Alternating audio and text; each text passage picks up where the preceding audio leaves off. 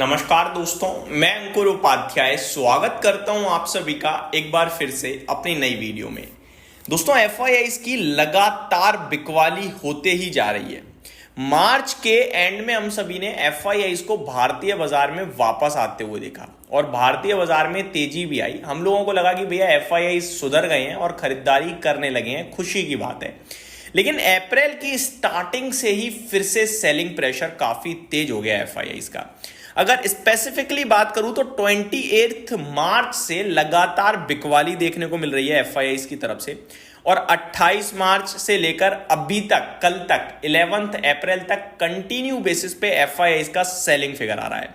इस बीच में 7 अप्रैल को तो 9,000 करोड़ का एफआईआईज ने बेच दिया और अगर मैं लगातार 28 मार्च से अभी तक देखूं तो करीब करीब 9 ट्रेडिंग सेशन है, 9 ट्रेडिंग सेशन में सेलिंग है और एक ट्रेडिंग सेशन केवल ऐसा है जिसमें 2,000 करोड़ से कम की बिकवाली है। ऑन एन एवरेज 4 से 5,000 करोड़ की सेलिंग करी है एफआईआईज ने। केवल अप्रैल की बात करूं, यानी कि मार्च में तो केवल 28 तारीख को सेलिंग हुई थी, बाकी 1 अप्रैल से 11 अप्रैल तक जो ट्रेडिंग सेशन है 8 हैं, उनमें 34,641 करोड़ की सेलिंग एफआईआईज ने कर दी है। अब एफआईआईज ये जो बेच रहे हैं, ये क्यों बेच रहे हैं जबकि भारतीय बाजार सबसे स्ट्रांग और सबसे अच्छा दिख रहा है? काफी लोग कमेंट भी करते हैं कि अंकुर भाई आप इतना पॉजिटिव हो रहे हो, फिर एफआईआईज क्यों नहीं खरीद रहे?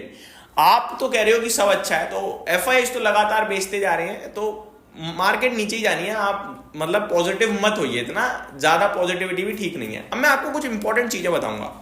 दोस्तों, एफआईआईज क्या है? एफआईआईज हैं ब्रोकरेज हाउसेस के फंड मैनेजर्स। डीआईआईज क्या है? डीआईआईज हम कहते हैं डीआईआईज डोमेस्टिक इंस्टीट्यूशंस जो हैं वो क्या है?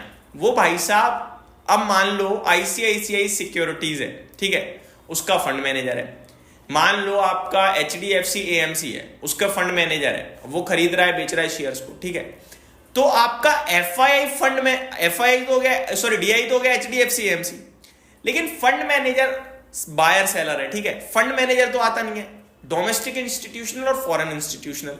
अब एफआईआईज क्या है? एफआईआईज में ये जेपी मॉर्गन है आपका, गोल्डमैन सैक्स है आपका, बर्स्टिन है, यूबीएस है, ये सब क्या हो गए? ये सब आपके एफआईआईज हो गए। अब इनकी रिपोर्ट अगर पढ़ोगे आप तो ये सारे के सारे भारत पे बुलिश हैं। गोल्डमैन सैक्स, Bernstein, JP Morgan, Morgan Stanley, UBS, इनकी रिपोर्ट मैं आपके साथ लगातार शेयर करता रहता हूं। भारत के बाजार इस समय अच्छे दिख रहे हैं। टैरिफ से फायदा होगा भारत और चाइना को। इंडियन इकोनॉमी ग्रोथ के लेकर पॉजिटिव है। करंटली जो वर्ल्ड वाइड सिचुएशन है उसमें India is a good bat. Current situations में भारत में निवेश के मौके तलाशने चाहिए, इस डिप को खरीदारी के लिए अब यूज करना चाहिए।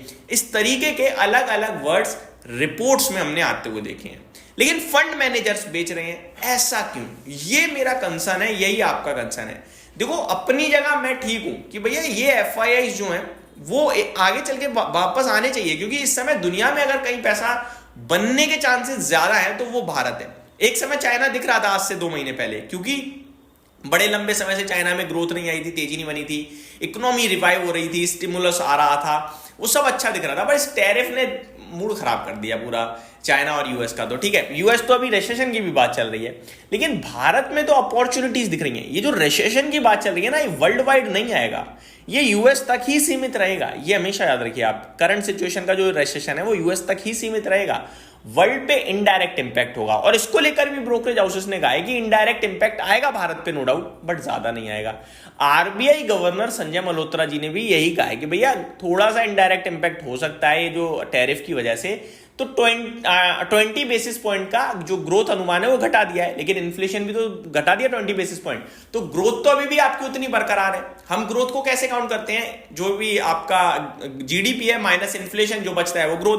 तो पहले जीडीपी 6.7 थी और इन्फ्लेशन 4.2 प्रोजेक्शन था, अभी जीडीपी 6.5 कर दी और इन्फ्लेशन 4% कर दिया, तो स्टिल 2.5% की ग्रोथ तो दिखती है। तो पॉजिटिव ही है ना, फिर दिक्कत कहां दिख रही है? बट फिर भी एफआईआईज क्यों नहीं ले रहे हैं? दोस्तों, इसके पीछे देखो रीजन तो एफआईआईज को छोड़कर, फंड मैनेजर्स को छोड़कर किसी को नहीं पता। अब नेट फिगर सेलिंग का आता है, कोई खरीदता है कोई बेचता है, ठीक है। अब अपने में भी भारत में अगर डीआईज का बाइंग का फिगर आता है तो ऐसा तो है नहीं जितने भी फंड मैनेजर्स हैं सभी खरीद रहे हैं। रोज सेलिंग होती है, रोज बिकवाली होती है। अब 1000 करोड़ का बेचा, 500 करोड़ का खरीद लिया, तो 500 करोड़ की सेलिंग फिगर चढ़ गया। अब 500 करोड़ का तो खरीदा भी तो था, बेचा 1000 का है, तो बाइंग सेलिंग तो हर किसी की तरफ से डेली है, बट नेट फिगर जो प्लस माइनस करके ज्यादा होता है उसको हम देखते हैं हमेशा। मेरे हिसाब से ये सारे आगे चलकर वापस पॉजिटिव होने चाहिए, फंड मैनेजर्स भी। अब ऐसा मैं क्यों कह रहा हूं, पहले उसको बताता हूं। आप भारत की सिचुएशन देखो, चीजों को देखोगे तो आपको दिखेगा नेगेटिव कुछ भी नहीं है, लिटरली नहीं है नेगेटिव। अभी इलेक्शंस भी नहीं आ रहे हैं कि सरकार का ध्यान इलेक्शंस की तरफ चले जाए, अगले 5-7 महीने तो कहीं भी इलेक्शंस नहीं दिखते हैं। तो टोटल फोकस होगा ग्रोथ पे। कच्चा तेल आपका कहां खड़ा है, मतलब $58 आ गया भाई साहब, और क्या चाहिए आपको? आपका रुपया मजबूत हो रहा है, क्या चाहिए आपको? आपका आरबीआई रेट कट कर रहा है, लिक्विडिटी को लेकर क्लियरली कह रहे हैं भाई साहब आरबीआई। ये जो गवर्नर साहब है ना, नए गवर्नर साहब, ये ग्रोथ फोकस्ड लग रहे हैं। ये कह रहे हैं मार्केट में लिक्विडिटी की कमी नहीं छोड़ेंगे हम, जब जरूरत पड़ेगी भेज देंगे। तो लिक्विडिटी की टेंशन फ्री हो गई, रेट कट आ रहे हैं, और करंट नया वित्त वर्ष शुरू हो गया 1 अप्रैल से। इसमें 11.21 लाख करोड़ का केपेक्स है भाई साहब, यानी पर महीने 1 लाख करोड़ तो सरकार खर्च करेगी, ये बोल दो आप। तो ग्रोथ तो कहीं से कहीं तक कमी, मतलब रुकती हुई नहीं दिख रही है। अब जो प्रॉब्लम थी चली गई है।